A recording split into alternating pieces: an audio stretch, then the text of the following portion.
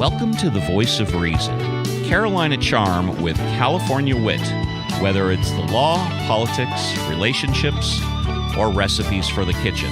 The Voice of Reason is online and in all our hearts. Now, please welcome the Voice of Reason, Mr. Ted Durden. Good evening, and welcome to another episode of the Voice of Reason. I am your host, Ted Durden. Well, after a brief hiatus with the holiday season and all, I am back full force, ready to push forward over some issues I think that we'll all find very interesting. What I'm going to be talking about this evening has to do with race. And we're going to start with Trump, first of all, and the issue of immigration. I'm sure that we all saw those pictures, the videos of the quote-unquote chaos at the San Isidro border crossing, where you had Central American migrants attempting to invade the United States. Now, a lot of people that saw the videos of them being tear gassed and the chaos that ensued were visibly upset. I even had an occasion to get into a rather heated discussion with a gentleman of Hispanic descent, making the comment, doesn't that remind you of what happened during the civil rights with Martin Luther King when they were turning the hoses on the blacks back then and having dogs chase them down? I said, no, we weren't illegal. We were citizens of this country. So you can't make that comparison. The reason that we were being attacked was entirely different, because what we're talking about here is an en masse, a large group of migrants from Central America. And while you may sympathize with their plight, you may empathize with the fact that they want to come to this country to have a better life, the reality is they're trying to enter this country illegally. And while some may view his efforts or Trump's efforts, the Border Patrol, to keep them out of this country as deplorable, they're not being left with much choice, because they do have options. They can try to come to this country legally, but they're attempting not to. And I don't understand how anyone can sit idly by and think that that is okay, because breaking the law is breaking the law. There's never a justification for it unless somebody's literally life is in danger, your life is in danger, and what they're trying to do is escape a life of poverty. And again, I may empathize with their plight, but I cannot condone what it is that they're attempting to do. I heard a story about one Latina woman who tried to compare what they were going through, and I'm talking about the migrants from Central America, to the Holocaust. There's no comparison there either, because they were trying to make the comparison that these group of people are being unjustly attacked, and they're trying to compare that to Jews who were shipped by the train loads to concentration camps and to gas chambers. So again, there's no comparison. And while some may want to qualify what Trump is doing as racist, I don't. He is simply trying to enforce the laws that are on the books in their current form. That's all he's trying to do, and as the president of our country, that is what he has been charged with doing. And so I don't understand how you can get angry at him about that. I'm not a Trump supporter by any stretch. Don't get me wrong. Not at all. But I can't agree and think that it's okay for 5,000, 6,000, 7,000 who are going to come into this country no matter what, and to quote Gavin Newsom, whether you like it or not. were coming. Can't condone it. And the fact that what I understand that they did, they're using a tactic that the terrorists use, where they're pushing women and children to the forefront to bear the brunt of whatever retaliation efforts that the Border Patrol is engaging in to prevent them from crossing. What does that say about those group of people, where you're attempting to put the most vulnerable in front of you to bear the brunt of whatever the United States Border Patrol sees fit to engage in? I'm sorry. I can't condone it. And I don't think Trump is being a racist because of it. Now, and I could get this little part wrong. That was at the crux of some of the engagement that Jim Acosta from CNN had with Trump, because Trump has proudly proclaimed himself as a nationalist. And Acosta asked him, well, if you're a nationalist, doesn't that mean that you're racist? Not necessarily so. Because I remember when Malcolm X, he considered himself to be a black nationalist. Did that mean that he did not hate white people? No, he did not trust white people. He was acting in the best interest of his race.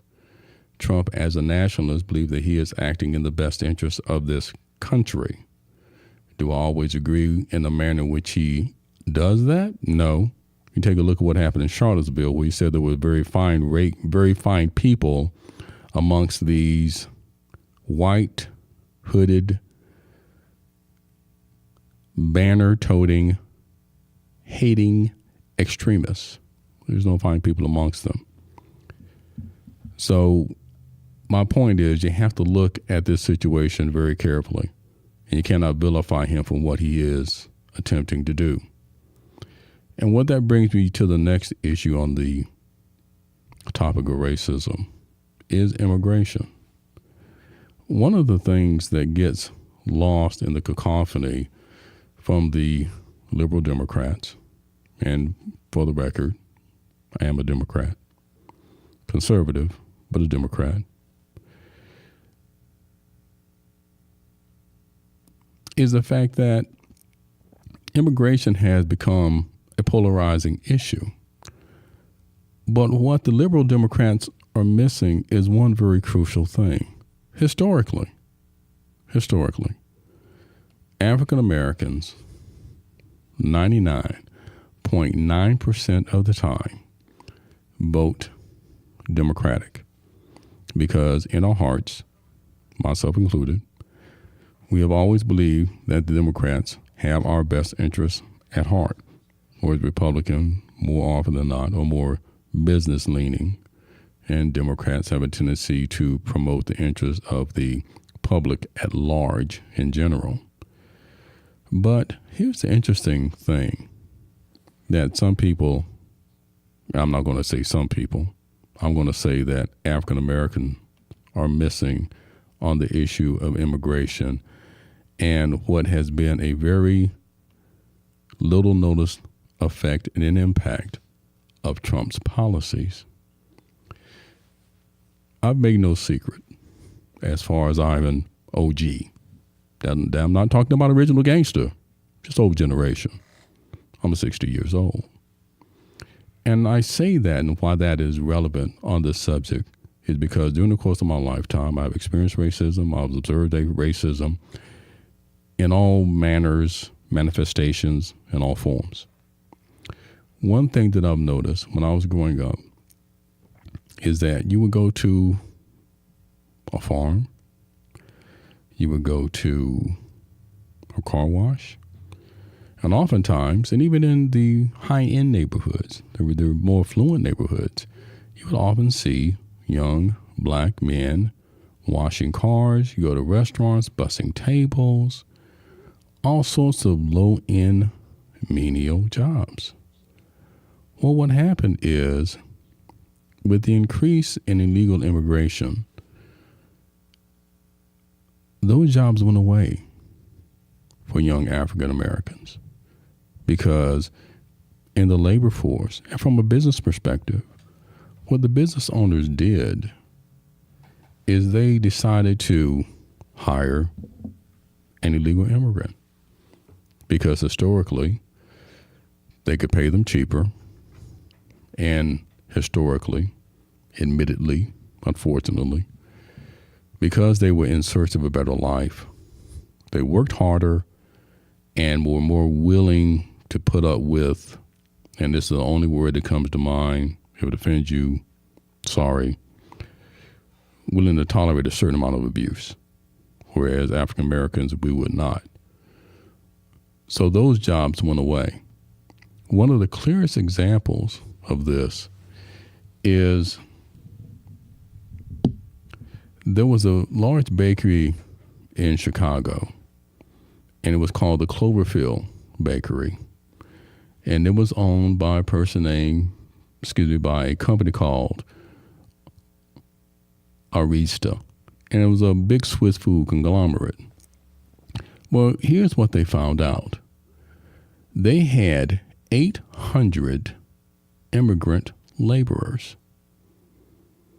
And it was discovered that they were illegal. So what happened? As a result of that being found out, they had to fire all of them. And they had to hire 80 to 90% new employees. I'm sorry, new employees, period. But of those numbers, 80 to 90% of them were African Americans. There's a clear example. You go through most neighborhoods today, I don't care if it's a black neighborhood or an affluent neighborhood, most of the car washers are going to be of Hispanic descent. That's just the reality.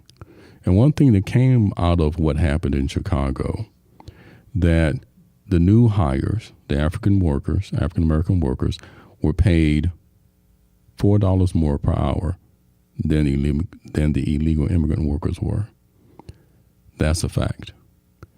And the reason this happens and it's so prevalent is because, again, historically, when illegal immigrants come to this country, it is natural for them to migrate to neighborhoods where there are large masses of minorities. Why? Because, number one, it's easier for them to blend in. They don't stand out as much. And more often than not, they're welcomed with open arms. But unfortunately, what is often missed by those African Americans in the neighborhood is they are often displaced. And the same thing can be said at other fast food restaurants.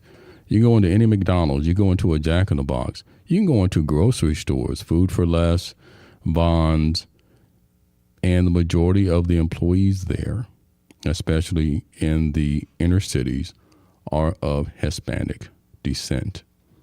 So what happened is that young African Americans were displaced. And an interesting statistic that was discovered was this. In 1973, according to the Bureau of Labor, unemployment amongst African Americans stood at 79%. Because of the fact of the Trump policies that he has put in place regarding the issue of immigration, they are anticipating that the unemployment rate amongst African Americans will decline to 61% by 2026. That's an 18% drop. And as crazy as he was when he was on the campaign trail talking about some of the shootings that occurred, and I know African Americans will vote for me now, which they didn't. I think that is something that has to be taken a good, hard look at, because it is a positive, unintended consequence of Trump's policies. That as more illegal immigrants are removed from this country, that the people who stand to benefit the most are young African American men. And as a father of 2 young African American men, that means a lot. It does. And so here's a question that has to be asked on the political scale. Historically, African Americans support Democrats. That's across the board. So now the question that begs to be asked is,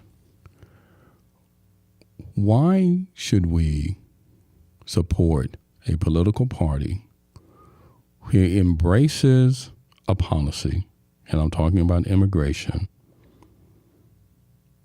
that is non-beneficial to its largest supporting base?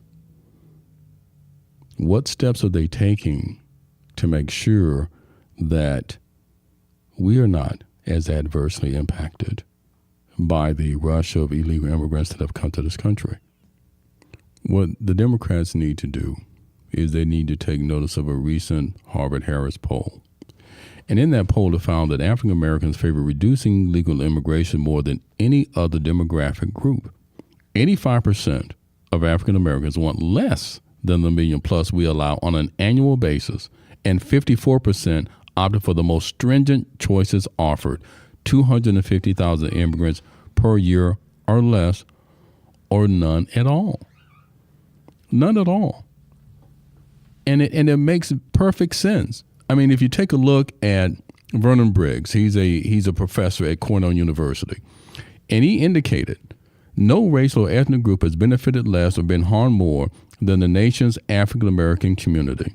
The Harvard economist George Boas has found that between 1980 and 2000, 1/3 of the decline in employment among black male high school dropouts was attributable to immigration.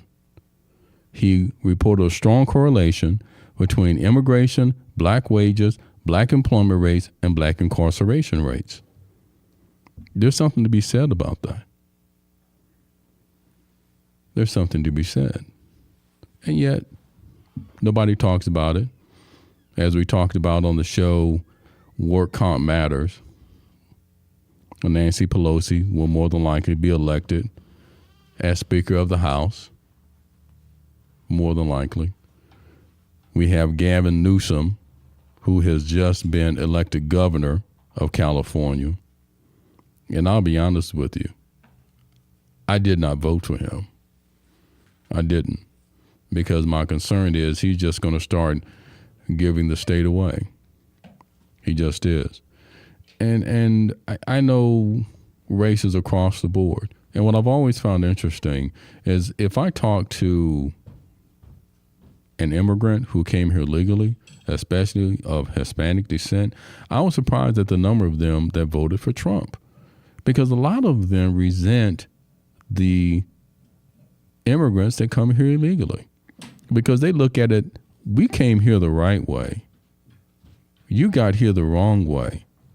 And yet you think that you're entitled to the same benefits that we are when we abided by the rules, we abided by the laws, and you think you should be rewarded for breaking the laws.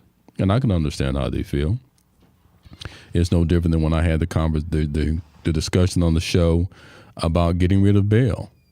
Well, if you're so concerned about whether or not you're going to be able to pay the bail, then don't commit the crime, and you won't have to worry about it. The issue of race came up a lot during these elections. And most recently, we had the Senate race that was going on between Cindy Hyde-Smith and SB being an African-American male and Cindy being a white female, elitist, in my opinion. And there was a comment that she made about attending a public hanging in support of one of her friends. And everybody got all aghast and all the Twitter about the remark. And the Democrats, of course, believed that that was going to be the turning point that all of a sudden, because they would be so offended that this huge block of African Americans in Mississippi were just going to rush down to the polls and make sure that she did not get elected. Surprise, surprise. Didn't happen. And you know why it didn't happen? Number one, I don't think the black Mississippians view that as their problem. They didn't. They figured that this was a white liberal's problem to fix. I also think part of that is because of the fact that what she said wasn't anything new to them. I would imagine, just like me when I was growing up, they probably heard that sort of thing all the time. Maybe overheard it unintentionally, but I'm sure it was said. So I'm sure the people that actually lived there, the residents, they weren't surprised by the comment. I found it offensive, what she said, extremely offensive. She tried to characterize it as if it was being taken out of context and used to attack her. No, it wasn't. It was simply repeated what she said verbatim. And I think it's horrible in this day and age that someone, especially who's going to Senate, would have that sort of mindset. But hey, look at Brett Kavanaugh. There's all sorts of people that are holding positions in government that I don't think should be. Well, moving right along. This next subject isn't going to be so much about race. Sort of, maybe. Guess it all depends on how you look at it. Then gender. And this is the whole relationship aspect of the show. And I'm sure you all have heard today about Dwight Howard and he being outed by a transgender that he was dating or involved with, and throwing tranny parties and posting pictures and text messages that seem to confirm that just was his cup of tea. And he's been silent on the matter. A lot of people are surprised, some are aghast. Me, I could really care less. Look, if that's his gender of choice, if that's how he chooses to flip, that's his business. It doesn't impact me one way or the other. It doesn't. I've never been a Dwight Howard fan anyway, even when he played for the Lakers for that brief stint. I thought it was a waste of money because when they got him, he had back problems and still does, as far as I know. Was never impressed with him. So why this man's sexual preferences are being plastered all over the news, it's just cannon fodder as far as I'm concerned. It doesn't matter. I think it was last week or 2 weeks ago, and the man's name escapes me, the first NFL football player that came out of the closet got married. Okay. Again, it's business. Doesn't affect me one way or the other. Doesn't pay my bills. Doesn't put food on my table.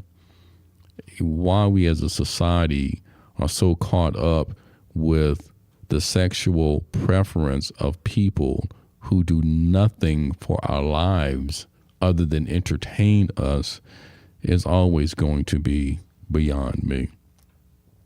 Is it interesting? Yes. Is it salacious? Yeah, I guess it is. Those sort of lurid details about what somebody is doing behind closed doors. But again, doesn't matter to me. It doesn't put food on my table. The only thing I am interested in is whether or not he will admit to it or not, or will he try to deflect or deny, or what he's going to try to do. There may be some credence to it because what this Shim is saying, and I said Shim, yes I did, is saying is that he hired people or to threaten to kill Shim, or maybe that's true, maybe it isn't, because he didn't want to be outed. I guess he's afraid of losing whatever lucrative contracts he may have or could possibly get in the future. But again, it's his life. He just needs to live it as he sees fit and be happy. Just ask Bruce Jenner. I'm sure he could give you some pointers. Anyway, moving on to one of my favorite parts of the show, and that's food. So after this brief musical interlude, I will come back with another one of my favorite recipes for the holiday season. You're listening to The Voice of Reason with Ted Durden, brought to you by Turchin Law, 818-230-3110. If you need any assistance with employment, labor, or workers' compensation law, call Turchin Law, 818-230-3110. And if you like The Voice of Reason, please subscribe and tell a friend. Now we go back to The Voice of Reason with host Ted Durden. So it's that time of year full of holiday cheer where we have food palooza, turkeys, hams, yams, sweet potato pies, green bean casseroles, collard greens, mac and cheese, dressing, cornbread, all the usual accoutrement. Just makes my mouth water just thinking about it. Good food, good drink, good dessert. Well, for the past few years, I've been a non-traditionalist when it comes to Thanksgiving. I would imagine a lot of people have. I stopped doing turkeys, and I never engaged in the fried turkey craze. Just nuts to me. What I chose instead to do was Cornish game hens. And the reason I chose that is because they're more flavorful. They're easier to cook. And it gave me an excuse to grill outside because that's what I do. So this year I bought about 4 Cornish game hens. And of course, they're rock solid when you buy them from the grocery store. So if you're going to do this recipe, be sure that you leave that Cornish game hen out at least 2 days before you cook. 1 day often won't be enough, maybe a day and a half. And you can put it in water, warm water, change the water, just leave it outside because it's covered in plastic anyway. So of course what you do, you take the Cornish game hen and you cut it in half. Now what I do is I'll get a large roasting pan. And in that roasting pan, this is what I do. I create a marinade. Now the marinade is comprised of teriyaki sauce, minced onions, honey, and olive oil. Now, you need to make sure that you put it in a pan that's at least 3 inches deep. And then you want to put your Cornish game hens in there, and you want to leave it in there for at least a day so it can marinate really nice. Really nice. Get all those flavors in it. Now, once that's done and you pull them out, I usually season up with a little poultry seasoning. I put a little garlic powder on it, some fresh cracked pepper, a little onion powder on it, and then I take those puppies and I run them out to the grill. And at a grill temperature of about 350, 375 degrees, because it's bone in, it's still going to take you about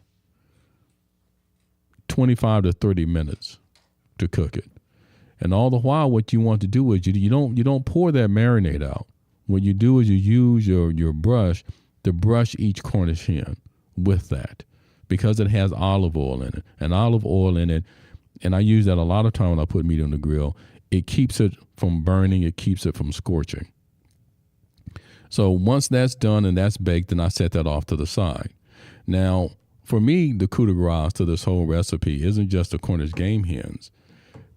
I'm not a real big fan of cranberry jelly that comes out of the can. I mean, there's some people doing a can opener and having that thing go boop and hit the table. I hate that. So I do my cranberry from scratch. And what you do is you have to make simple syrup. And that's equal parts water, equal parts sugar. Put them in a small pint pot, maybe 2 pints, and then take a bag of cranberries, dump it in there, and then put 1/3 cup of orange juice in it. And just let it boil. Just let it boil. And then once that's done, again, you take your brush, and that's your glaze. and you brush that on a Cornish game hen. And then you serve that with whatever that you have going on. And oh my God, it is so good. So good. Now, if you're having poultry, turkey, and ham, and I'm a big fan of wine pairing. Traditionally, you would use a Pinot Noir. But because I do Cornish game hens, I prefer to use a Sauvignon Blanc. Just something very light and very crisp. And I would recommend that if you're going to have the Sauvignon Blanc, stay away from the ham until later. That way, because having the ham and drinking the Sauvignon Blanc with it, that's not going to go that well. It won't pair well together at all. So my recommendation is save the ham for later. If you have the ham later, then you can go ahead and have a nice Pinot Noir to pair with that. That brings out the flavor of the ham. Now, what I will tell you real quick, because I'm approaching the end of the show, is I also create a glaze for my ham as well. And I create what I call a honey mustard glaze. And what I do is I'll take honey, butter, and mustard and put brown sugar in it and mix that all together in a small pot. Now, I don't have a specific recipe for this. I really do it to taste. I might start with a half a stick of butter, maybe about 2/3 of a cup of honey, about a quarter of a cup of mustard, and I blend it all together, but I season to taste. You just want to make sure that you have enough. And that way, you want to put that glaze on there, on the ham, when it's about 10 minutes from being warm, about 10 minutes from being done. And so you coat that on your ham. And again, the flavor is just absolutely unbelievable. Unbelievable. Well, that concludes the show for this evening. It's been my absolute pleasure. Miss doing the show. And remember, evil only prevails when silent people sit back and do nothing. This has been the Voice of Reason. This has been your host, Ted Durden. Please be sure to tune in to the next show where I will continue to awe you with recipes, politics, relationship trends, and other issues of the day. You've been listening to The Voice of Reason, hosted by Mr. Ted Durden. The Voice of Reason is produced and directed by Appel & Associates and is part of the WordCompMatters.org podcast channel. All opinions expressed on The Voice of Reason are the sole opinions of Mr. Ted Durden and do not necessarily reflect the opinions of his advertisers or the WordComp Matters channel. For The Voice of Reason, my name is Steve Appel.